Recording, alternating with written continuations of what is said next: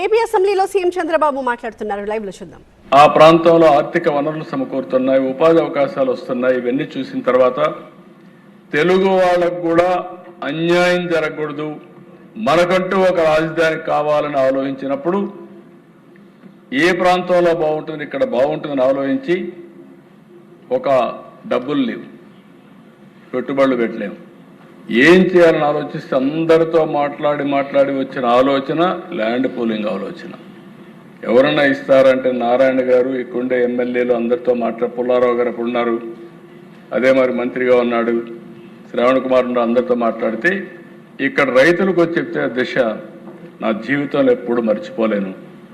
4-5 మీటింగ్లు మాట్లాడిన తర్వాత 58 రోజుల్లో 34,400 ఎకరాలకు కన్సెంట్ ఇచ్చి 34,000 ఎకరాలు జీరో డిస్ప్యూట్, ఎక్కడా డిస్ప్యూట్ లేకుండా ల్యాండ్ ఇచ్చారు.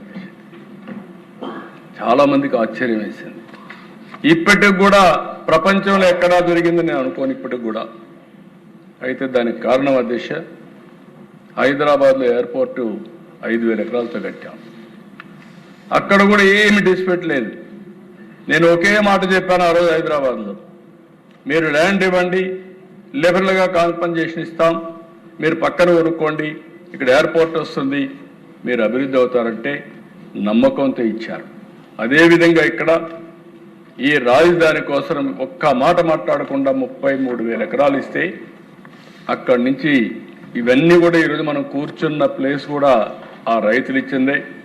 ఈ సందర్భంగా మరొక్కసారి ఆ రైతాంగానికి శిరస్సు వంచి నమస్కారాలు తెలియజేస్తాను. ఇది ఒక స్ఫూర్తి. ఆ స్ఫూర్తితో వాళ్ళు ఇస్తే ఇక్కడికి వచ్చినప్పుడు అధ్యక్ష వీళ్ళు మాట్లాడిన మాటలు ఎన్నిసార్లు అధ్యక్ష ఆ టీవీ మీరే చూశారు. నీళ్లు ఉంటే చాలు, 33,000 ఎకరాలు భూమి కావాలన్నాడు, అంటే ఎవరు ఇవ్వరని 33,000 ఎకరాలు ఇచ్చేసిన తర్వాత అదెట్టి ఇచ్చారన్నాడు. అక్కడి నుంచి మళ్ళీ విచిత్రమైన వ్యక్తి అధ్యక్ష కొంతమంది మాట్లాడారు, కానీ ఎలాంటి వ్యక్తి అంటే అలాంటి ఇక్కడ చెరుకు తోటల్లో ఆ రోజుల్లోనే అగ్గిపెట్టే పరిస్థితి వచ్చారు, నిప్పు పెట్టే పరిస్థితికి వచ్చారు. వరల్డ్ బ్యాంక్ లెటర్ల మీద లెటర్లు రాశారు, డబ్బులు ఇవ్వద్దని, సహకరించద్దని. అంటే ఎన్ని విధ్వంసాలు చేయాలనో అన్ని విధ్వంసాలు చేసే పరిస్థితికి వచ్చారు. కానీ ఆ రోజు కూడా అధ్యక్ష నాకు ఒకసారి అనిపిస్తుంది, ఈ ప్రాంతంలో రాజధాని పెట్టాలన్నప్పుడు ప్రధానమంత్రి గారు వస్తారన్నప్పుడు ప్రతి గ్రామంలో దేవాలయాల్లో పూజలు చేసి అక్కడ పవిత్రమైన మట్టిని పవిత్రమైన జలాల్ని పూజ చేసి దేవాలయాల్లో, మసీదుల్లో, లేకపోతే చర్చల్లో, అన్ని ప్రాంతాల్లో స్వర్ణ దేవాలయాలు కూడా పూజలు చేసి ఆ పవిత్రమైన మట్టిని నీళ్ళని ఇక్కడ తీసుకొచ్చి ఈ ప్రాంతాన్ని పునీతం చేశాం.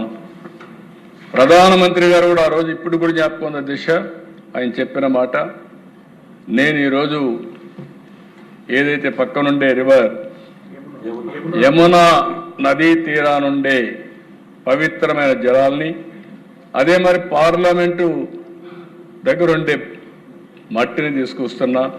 ఇది పార్లమెంటు దగ్గర మట్టిని తీసుకొచ్చారంటే పార్లమెంటు సాక్షిగా అమరావతిని అభివృద్ధి చేసే బాధ్యత పార్లమెంటు తీసుకుంటుంది, కేంద్ర ప్రభుత్వం తీసుకుంటుందని ఆ రోజే ప్రధానమంత్రి గారు చెప్పారు. అదే భరోసా అని చెప్పి కూడా నేను మీకు తెలియజేస్తున్నాను అధ్యక్ష. అలాంటిది ఈరోజు మనం చూస్తే అధ్యక్ష, ఇన్ని జరిగితే 2000 ఈ ప్రాంతంలో మనం చూసినప్పుడు